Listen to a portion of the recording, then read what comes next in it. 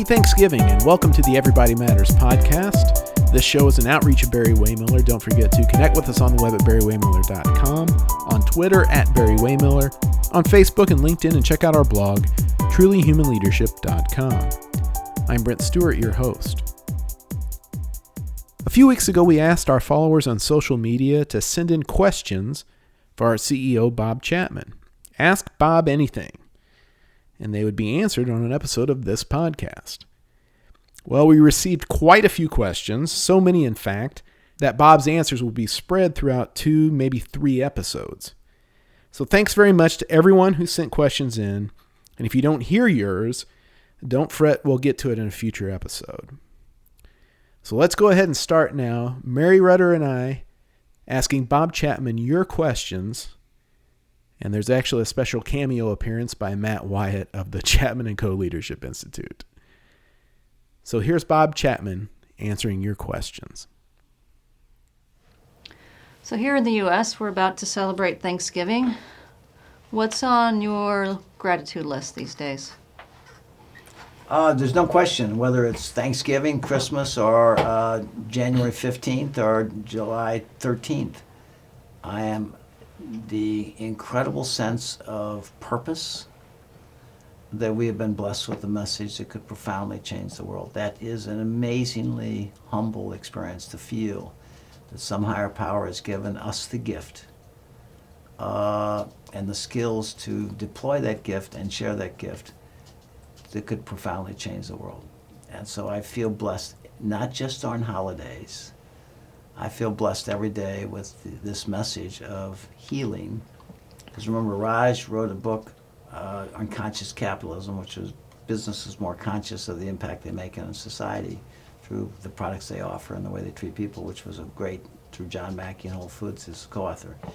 But when Raj met us and experienced truly human leadership, he saw a calling higher than the product. That people are the purpose. People are the purpose of organizations, not the products. The product are the result of people with purpose, okay? And usually we start the opposite way. So I would say to you that we are very blessed with a profound message that could change the world. We just need to help the world get there. And that's what we're trying to do through this message and other messages. Awaken people to a higher calling, whether you're in business or you're nonprofit or you're running your church, because again, I speak in every facet of our society and I feel the pain in every facet of our society. Well, that leads into our first couple of questions. We've got a couple questions that are kind of similar here from Ron and Craig. And so Ron works for a fire department in Australia. And he says that everybody there just wants to get to retirement, and the people above them don't really care. They don't want to cross for fear of the people above them. And Craig kind of echoes his question, Ron's question, where do you start? In these environments that we have now, what's the first step in creating a caring culture?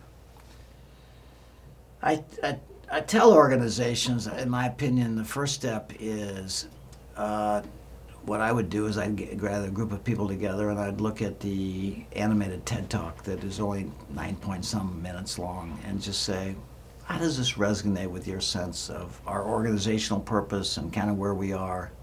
Does this resonate with us? Because you need to have, something needs to drive this behavior change. And I think the TED Talk that I was blessed to give at Scott Air Force Base awakened people to a higher purpose of what I call from the journey from management to leadership. So whether you're a fire department team member, as expressed here by your question, or whether you work for a major corporation, say, where do we start? Okay, we started with, what are your values? We were blessed with what we call the guiding principle of leadership, which this is kind of the constitution of our values. Okay, what is leadership intended to be? And then everything kind of came from that. Just like our laws come from our Constitution to protect our rights and the legal foundation of our country. You need to have some backbone of beliefs that you then create leadership practices that align with those beliefs, validate those beliefs, and perpetuate those beliefs. So I think you got to begin with, what do we believe is the role of leadership? So if you work in a fire department and your leader doesn't seem to care about you and you can hardly wait to retire, welcome to the club. You know, people just want to get through the system and the pain to get to the reward at the end, which is a retirement that allows them to go on and live a more meaningful life and get out of the hurt and pain. And I can really empathize with that. And all you can do, if you're that fire department team member, all you can do is embrace it yourself. Begin to show other people you care about them. And we found the key to caring is empathetic listening, the ability to skill to listen. So what I would recommend to that gentleman in Australia in the fire department is try to look at our website in terms of empathetic listening, try to connect to this and understand, and maybe there's some way that you can get some exposure to it in your country.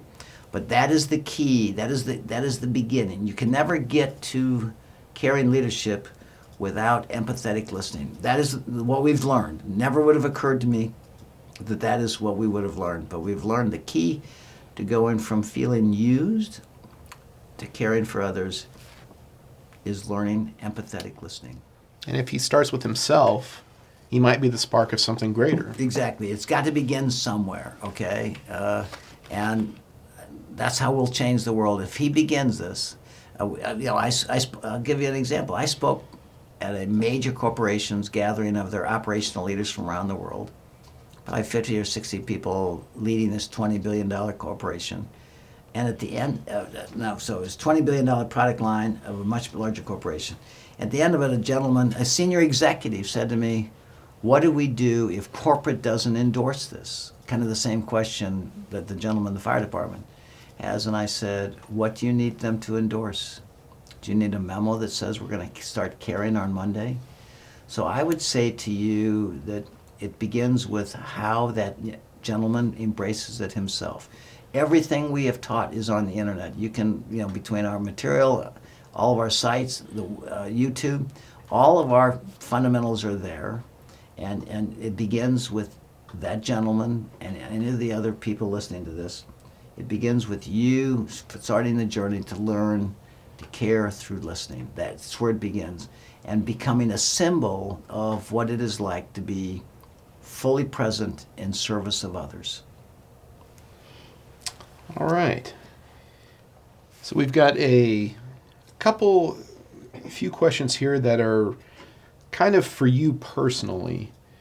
And the first one is from Noe, and she asks, hi Bob, my question to you is, what was the hardest thing you've had to do as a leader?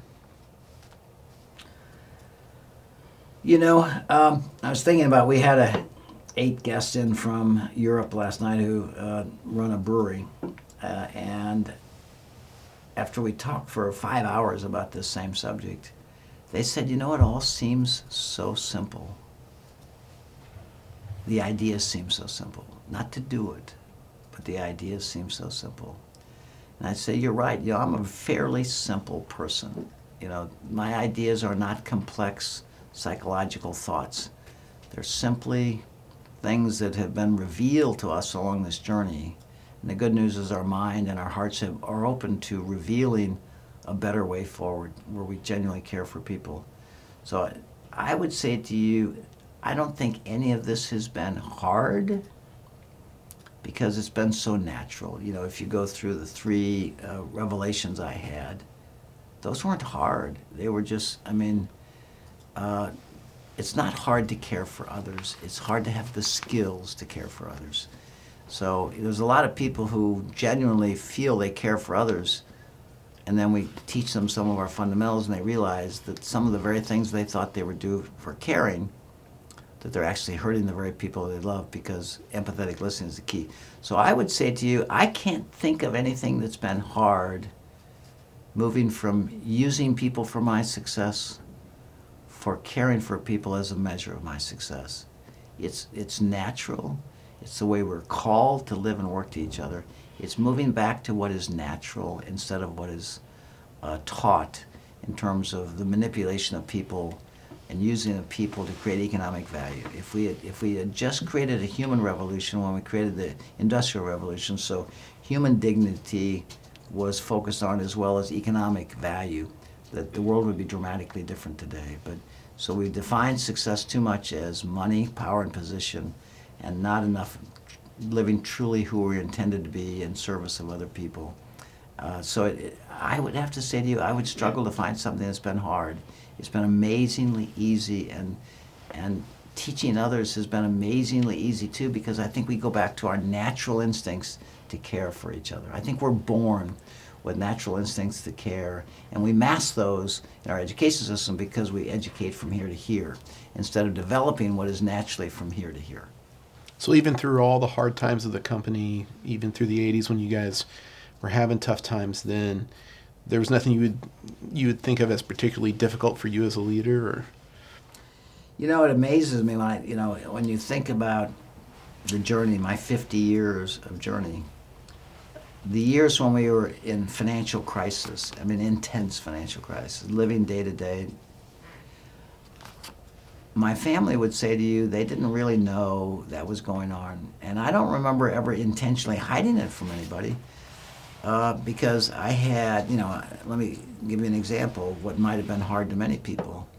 We sat down on a Saturday morning in the midst of our crisis in the fall of 1984, and we brought our international leaders in, domestic leaders. We're about a $55 million company, and we were just trying to get everybody together to calm people down because everybody knew we were living day to day on cash, on the edge of bankruptcy.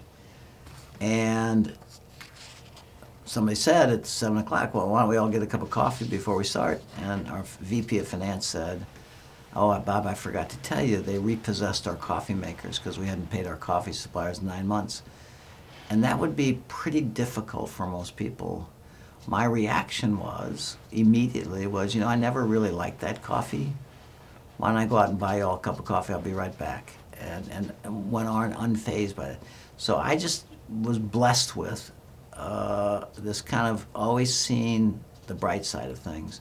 Because I don't think you can be a leader unless you see a better world ahead of you. Because I think there's a degree of optimism inherent in good leaders, because people who follow you as a leader want to believe that the future is going to be better. And it's our responsibility as leaders to give people a grounded sense of hope for a better future. So I can't think, in hindsight, I can't even believe the way I dealt with some of the issues we had day to day, which suppliers got paid. The embarrassment of seeing everybody in town knew I was almost bankrupt because every bank pulled on us, every bank refused to lend to us. And so it was pretty obvious and I don't remember it being hard. I just remember my natural optimism kicking in and dealing with the adversity in a positive way. And in hindsight, I would love the listeners to realize, from my worst of days came my greatest growth. Okay, when we had no cash for 9 months, we lived on the edge of day-to-day bankruptcy. I learned more than I ever learned in my undergraduate, my graduate degree in business up at that point in time. Because when you have to live without the ability to pay bills and provide for people who put their trust in you, it brings out a whole new level of awareness of what is important. So I would say to you, those were difficult days, but I don't remember them being hard because, again, I was blessed with an extremely positive personality. So fortunately, we were able to take some of the learnings and put them into this seminal document, the Guiding Principles of Leadership, that really sort of articulated our values. So this is a question from Tasha. Actually developed, I wouldn't have to say, it didn't articulate our values. We didn't have any values. We were just a company trying to make money. So it actually surfaced values through this incredible group of people that came together, kind of like the founding fathers of the Constitution, the founding fathers of the Guiding Principles of Leadership. It was just this collective, what is leadership, which we'd never talked about before. We thought people were managers, bosses, and supervisors, not leaders, mentors, and coaches. So it was interesting. I don't think I think I had never thought about it, and that session we had to kind of understand what was going on, surface that, and it was amazing what came of that document. So I'm very proud to date of that, of the people that created that document. Mm-hmm. Well, Tasha is saying she's always admired Barry-Wehmiller's value-centered approach. Think of a time recently that we had to leverage one of our organization's core values and use that to create some value. What impact did that create? Well, I think probably, and I hope this answers the question, but what comes to my mind in terms of leveraging that is when we face the issue of safety. Before we had the guiding principle of leadership, and we faced, safety was defined as the level of workman's compensation claims. And we measured it by the dollars of claims of people who had been injured. And probably 12 years ago or so now, our finance department went to our personnel department and said, we got a problem. And they said, what's that? And I said, well, our workman's compensation claims have gone up significantly. If you don't do something about it, we're going to exceed our budget. Very typical conversation in a business. It's about numbers and budgets. And they asked our chief people officer, Rhonda at the time, which was our empowerment team leader, if she'd like to sit down in the session between our personnel department and finance to talk about this financial issue. And Rhonda used that occasion for the first time ever to surface, well, what if we go back to the guiding principle of leadership and we say we measure success by the way we touch the lives of people? What does safety mean? Because it always had been measured by workman's compensation claims, a financial metric instead of a human metric. So they spent some time thinking about what does safety mean in the context of the guiding principle of leadership, that foundational document, and they came up with a powerful expression. And I want to remind people, words matter, okay? They didn't refer to workman's compensation claims. They said, we don't want our friends to get hurt. Not our fellow employees, not our, not our hourly workers. They said, we don't want our friends to get hurt. So they took the issue, first triggered by a financial trigger, put it in the context of our guiding principle of leadership, and came up with a powerful expression. We don't want our friends to get hurt. We didn't talk about reducing workman's comp. We didn't talk about claims. We talk about what can we do to keep people from being hurt because they're our friends. And we saw a profound change. As a result, as a byproduct, our workman's compensation claims went in half. That wasn't our goal. Our goal was we didn't want our friends to get hurt. So I would say to you, what do we learn from that? Words are incredibly important. And they need to be connected to a foundational document that gives you guidance. Because we're always trying, in an imperfect world, we're always trying to live up to the statement, we measure success by the way we touch the lives of people. And safety is a way in which we touch the lives of people. And we came up with the expression, we want people to go home safe, healthy, and fulfilled, okay? And that began. So big learning for me was this revelation Rhonda had in that session between finance and personnel in a very traditional discussion, which is numbers, financial impact of numbers. And they put it in a human context. And it was the byproduct they never could have done by trying to manage safety. And we had a tremendous response. A number of people wanted to be on the safety committee now, because I don't want my friends to get hurt. I don't care about workman's compensation claims. That's just So putting things in a human context puts jet fuel in the engine of motivation to align the behavior with the Constitution, which is the guiding principle of leadership. So speaking of these humane skills, the things we draw upon to really help drive our culture and look at each other as friends and that we don't want to get hurt.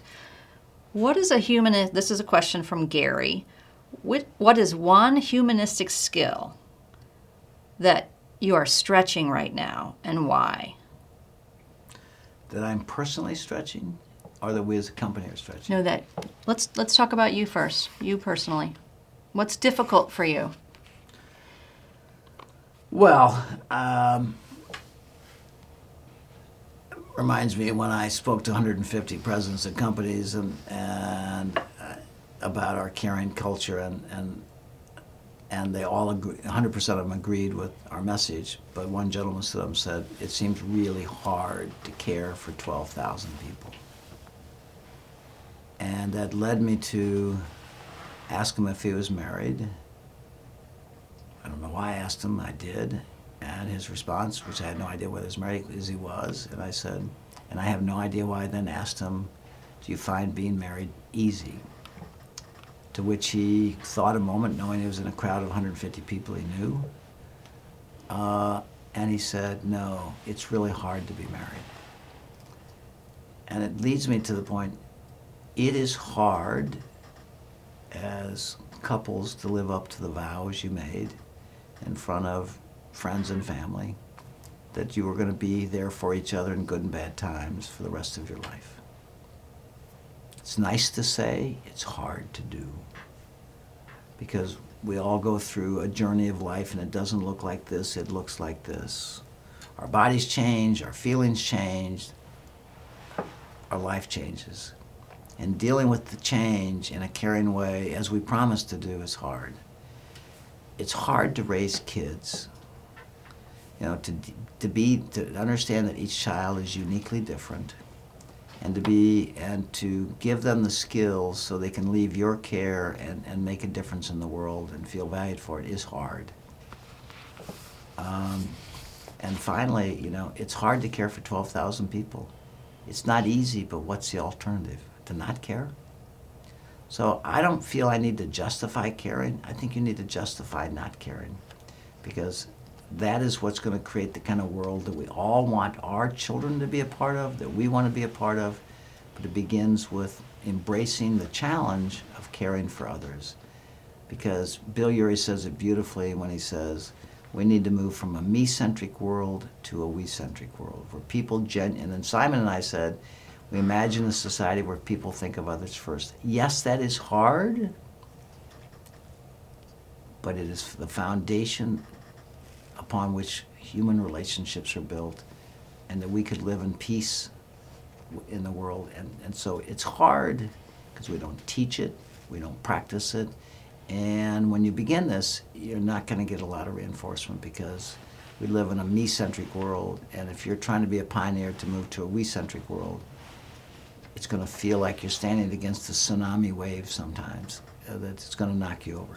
But we need those early adopters, and we are finding those early adopters in our journey who show that when you care for people, your life is more meaningful, their life is more meaningful, and then those people you care for, start caring for others. So yes, it's hard because we don't teach those skills, and those skills are not evident from most of our managers, bosses, and supervisors in all facets of our society. Karen sent in 4 questions. These might be ones that you have shorter answers to. She first asks, what fundamentally drove you to want to work in a corporate business environment? And does that differ to how you feel now? Well, I wasn't driven to work in a corporate. Some people say, I can't believe you're an accountant, which is a great compliment. I don't remember choosing to be an accountant. I don't remember choosing to be in business. I just did it. It was a natural instinct. I actually, as a child, wanted to be a farmer. And then got into the professional world through public accounting, which led me to the opportunity where my dad invited me into Barry-Wehmiller. So I never really thought about, gee, do I want to go in the military? Do I want to go into education? Do I want to go into politics? I just did it, without really any thought.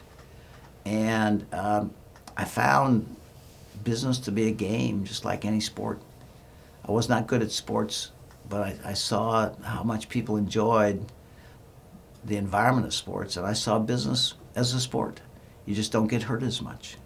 Okay, you occasionally have a concussion in business, but it's caused by different things than being hit.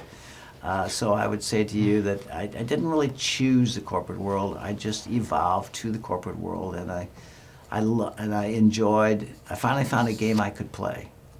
What would you have farmed? Corn and pigs and cows.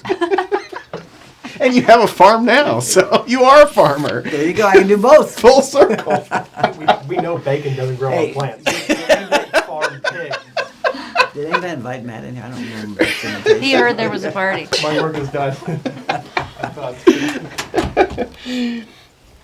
So Karen goes on to ask, what do you see as some of the most common communications misunderstandings you've experienced or noticed 30 years ago as compared to now? So a communication misunderstanding maybe you saw 30 years ago, and how does that compare to a communication misunderstanding now? You know, it makes me want to tell a personal story because it's where I first saw. In hindsight, it was a revealing moment in terms of communication because I came home when our youngest son was just about to move into his own bedroom. I walked in the house and Cynthia said to me, "Bob, I went out and bought a wallpaper. I brought a sample home of a wallpaper I'd like to put up in Cal's bedroom." I said, "Fine." She said, "I'd like to know what you think about it." I thought, "Well, fine." So we walked upstairs to the bedroom and she held it up on the wall. She said, "What do you think of it?" And I thought what she asked me is what I thought of it. And being a loving, caring husband is the best of my ability at the time. I saw something I didn't like at all. And so I tried to find a caring way to say that. And so I said to Cynthia, "You know, Cynthia, it's a nice wallpaper, but don't you think it would look better in the family room?" To which her reaction was to throw the wallpaper at me and say, "If you're so smart, you pick out the wallpaper." And we had a couples class at our church about a month later because I was bewildered as to what should I have said. You know, I tried to, she asked me what I thought. I tried to find a diplomatic way to respond. And I thought I thought Cynthia was asking me what I thought of the wallpaper because she held it up and she showed it to me. So, but in a couples class, the rector of our church said, because I revealed this issue with a whole group of couples and the rector of our church, and he said to me, "Bob, what did Cynthia ask you?" And I mean, the whole room erupted. "How do you like the wallpaper? How do you misinterpret that statement?" And Ed said, "Bob, group, what Cynthia was asking, Bob, is, as your wife, as the provider of the home, am I competent to pick out a wallpaper for our son?" And what did I tell her? No. Okay? So that day I learned that quite often what people say, they don't even know what they mean, okay? Much less me as a listener. And obviously, in hindsight, the loving answer, the caring answer would have been, "You know, Cynthia, you've done a wonderful job with our home. And I think this is, if this is, you've looked around and you found this, I think it's great. Thank you for doing that." And I wouldn't have had the bruise on my forehead from the wallpaper that hit me.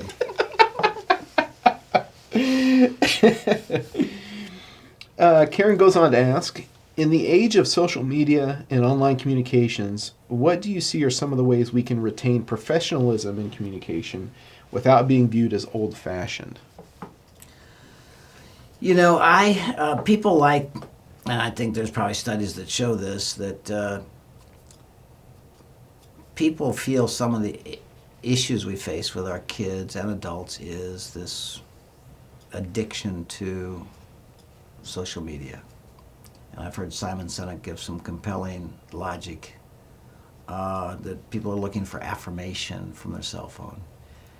And we kind of blame it on the cell phone and kids.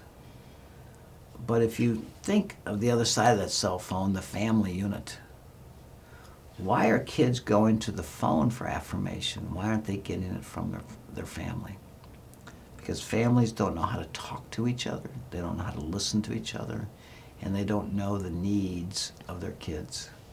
And I've come to that realization again through listening to hundreds of people who've taken our communication skills class, empathetic listening, and they talk about the difference in how they're dealing with their kids. So I would say to you that I think there's been challenges all of our life that can distract youth, adults.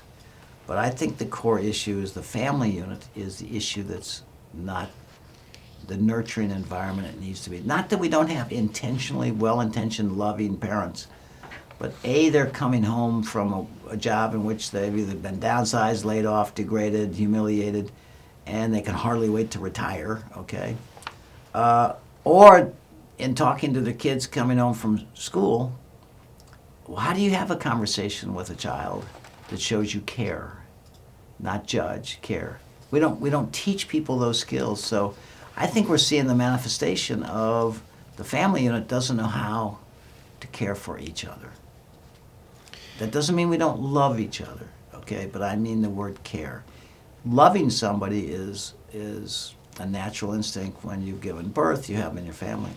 It doesn't mean you don't love them, but I've heard so many stories now about how when we learn to listen with empathy, the result is people feel cared for. When people feel cared for, you see a dramatic change in their behavior. Karen's last question is about professionalism and asking if you have a definition of it, and has it changed for you over the years? I would never use the word professional. I would use the word empathetic leaders. And again, I would have said years ago that management and leadership is the same word. I didn't, we took management classes, and there were, so it was intermingled management. But today, management and leadership are dramatically different words to me. Management is the manipulation of people, and leadership is the caring for people. So that is the biggest thing I would say in feedback is leadership is a responsibility. It's not a job. Management's a job. Leadership is a responsibility. And we need to prepare people so they have the skills and the courage to apply those skills in a world where we don't have many leaders, okay? And so I would say to you that that's the biggest thing I've realized.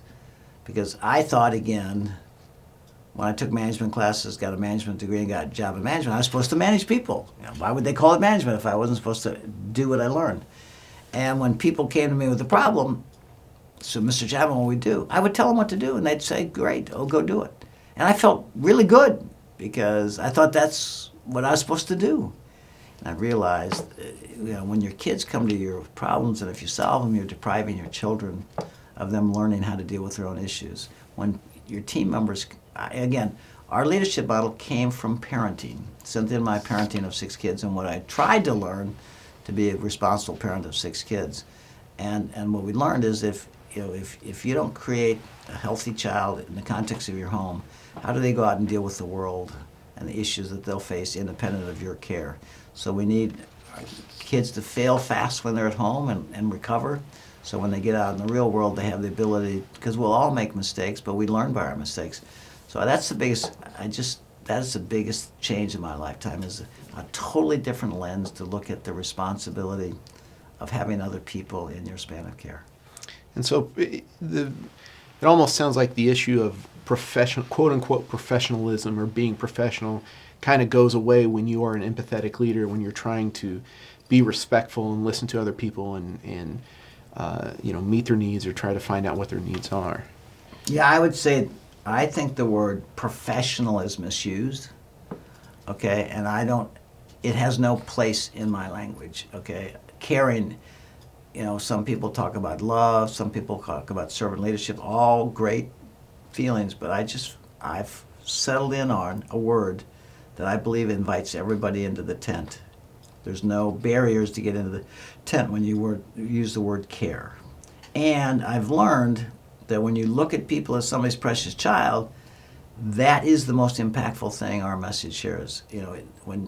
Again, just last night at dinner, I asked these people from Europe, what did they experience about Barry-Wehmiller? I said, the biggest thing I've taken away is when you look at people who you have that work for me, that's the words they used, as somebody's precious child, not a salesperson, not an accountant.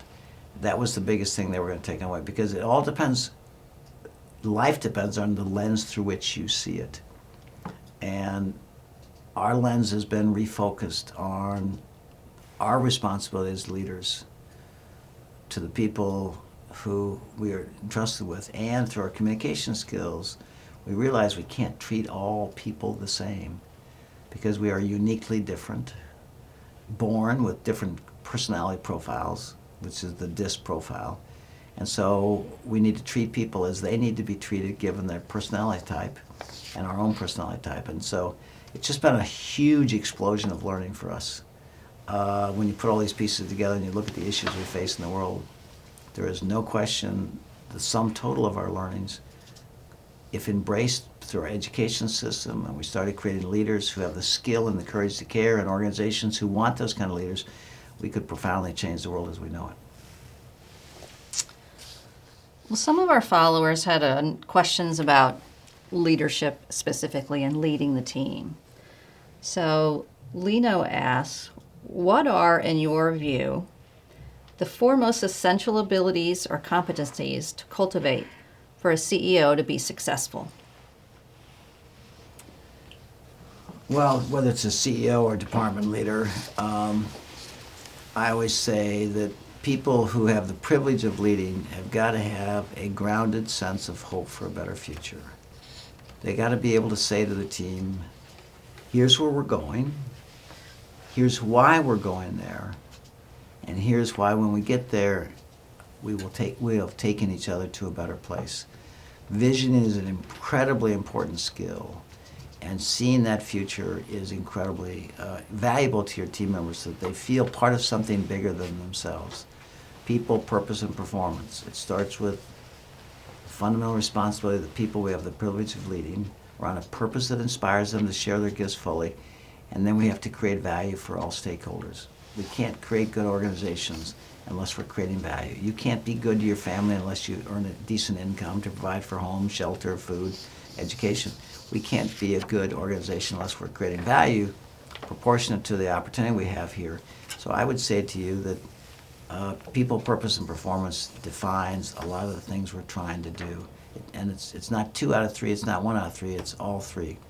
And the first word is always, it starts with the people you have the privilege of leading, and making sure that as a leader that you are taking them to the best of your collective ability to a better place in this world, and that they feel that trust that that you're trying to engage them with, that you genuinely want to create a better future for them, and that your actions validate your words. So Lisa then wanted to know, when you're searching for a new leader, when you're interviewing and hiring a leader, how do you see if that person has those qualities? How do you determine that? Good question, because prior to the our guiding principles of leadership, we were mainly looking for people with the technical background skills, and we didn't know how to look for the human skills. We might try and sense this, but it was shifted more towards, did they have the actual experience in the field that we were looking for. Now we first of all, we always share our guiding principles of leadership, engage in a dialogue about how do they react to our guiding principles of leadership and our culture. Most people react extremely well. They say, if your values really are what you say they are, this is a place I want to work.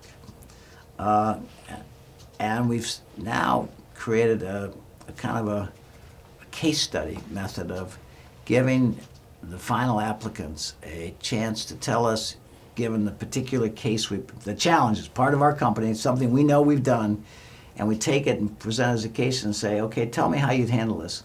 Trying to look for those qualities that give them both human skills and technical skills when combined to be leaders. And it's hard. It's kind of like picking out your partner in life. How do you pick out somebody? How do you go about interviewing people that you want to marry? And what qualities do you look for that you know will be there in good and bad times with the evolution of our physical feelings and emotions? And so it's hard to find somebody, but occasionally you find that gem that's got it all. Some people have got the potential that need to develop. So A, you got to create a nice environment, and B, then you have people that will take that environment and use it. So it's what we're striving to do, and recently I think we've been incredibly encouraged by some of the things we're doing to try to find those human skills and technical skills combined. Thanks for listening to the Everybody Matters podcast and for sending in questions for Bob. If you'd like to find out more about Bob Chapman and Ross Zodia's book, Everybody Matters, The Extraordinary Power of Caring for Your People Like Family, go to everybodymattersbook.com. For updates on the book, this podcast, or for a lot of great content and insight, don't forget to connect with us on the web at Barry-Wehmiller.com, on Twitter at Barry-Wehmiller, on Facebook, LinkedIn, and check out our blog, trulyhumanleadership.com. I'm Brent Stewart. Again, happy Thanksgiving. Thanks for listening, and don't forget, Everybody Matters is the only business idea with truly unlimited potential.